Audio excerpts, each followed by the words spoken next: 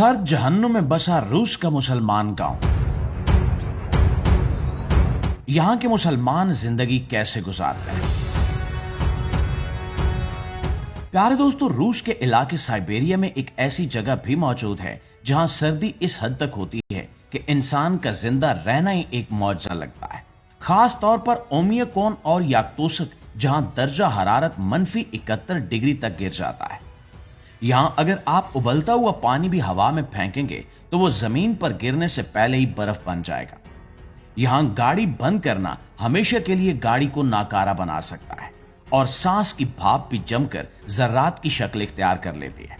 लेकिन दोस्तों, हैरत की बात सिर्फ ये नहीं है कि यहां इतनी शदीद सर्दी है, बल्कि असल हैरत यह है कि इसी जगह पर मुसलमान भी आबाद हैं जो न सिर्फ यहां रहते हैं बल्कि अपने दीन पर मुकम्मल अमल भी करते हैं।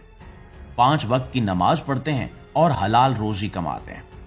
यहां रहने वाले मुसलमानों की तादाद मुख्तलिफ इलाकों से आकर बसी है, जिनमें तातारी, चेचन, उज़्बेक, किर्गिक और ताजिक लोग भी शामिल हैं। इनके लिए सबसे बड़ा मसला सिर्फ सर्दी नहीं बल्कि दीन पर अमल करना है। आम हालात में वजू करना एक आसान काम हो सकता है, लेकिन यहां पानी जम जाता है और अगर हाथ गीले होकर बाहर निकल जाएं तो जिल्द को नुकसान पहुंच सकता है।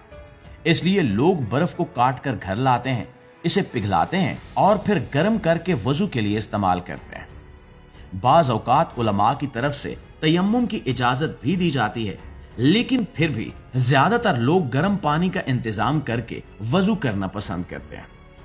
मसाजिद के अंदर का माहौल बाहर की दुनिया से बिल्कुल मुख्तलिफ होता है।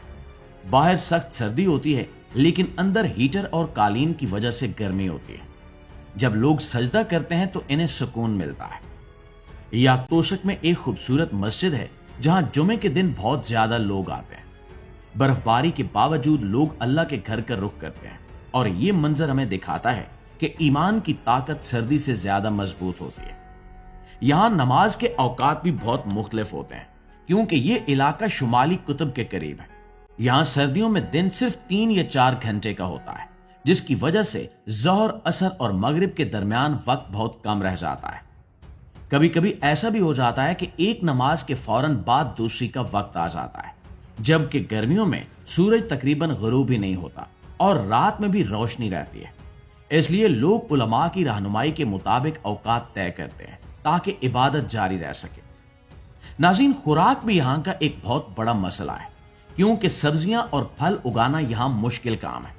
इसलिए ज्यादातर लोग गोश्त खाते हैं, जैसे कि घोड़े और बारहसिंगे का गोश्त। यहां मुसलमानों के लिए हलाल गोश्त भी एक मसला था, लेकिन अब उन्होंने अपने हलाल मराकज़ कायम कर लिए हैं, जहां से वो शरई तरीके से ज़बह किया हुआ गोश्त हासिल करते हैं। ये काम मुश्किल और महंगा है, लेकिन वो हराम से बचते हैं। यहां रोजमर्रा जिंदगी भी आसान नहीं है। गाड़ियों को बंद नहीं किया जा सकता, वरना वो दोबारा स्टार्ट नहीं होती। इसलिए लोग इन्हें चलता छोड़ देते हैं या गर्म जगह पर रखते हैं। यहां कपड़ों में भी बहुत एहतियात जरूरी है, क्योंकि अगर जिस्म का कोई हिस्सा खुला रह जाए तो नुकसान हो सकता है। खवातीन भी मुकम्मल हिजाब के साथ कई तहों वाले गर्म कपड़े पहनती हैं। यहां रमजान भी एक अलग इम्तिहान बन जाता है। अगर सर्दियों में आए तो रोजा छोटा होता है, लेकिन गर्मियों में रोजा 20 से 22 घंटे तक लंबा हो सकता है। इसके बावजूद मुसलमान सब्र के साथ रोजे रखते हैं, तरावी पढ़ते हैं और एक साथ इफ्तार करते हैं, जिससे इत्तिहाद का खूबसूरत मंजर सामने आता है। यहां तक कि जब किसी का इंतकाल हो जाता है तो दफन करना भी इंतहाई मुश्किल होता है, क्योंकि जमीन सख्त जमी होती है। लोग आग जलाकर जमीन को नरम करते हैं और कई दिन की मेहनत के बाद कब्र तैयार होती है। इसके बावजूद ये लोग अपने प्यारों को वहीं दफन करते हैं ताकि अपनी पहचान बरकरार रख सकें।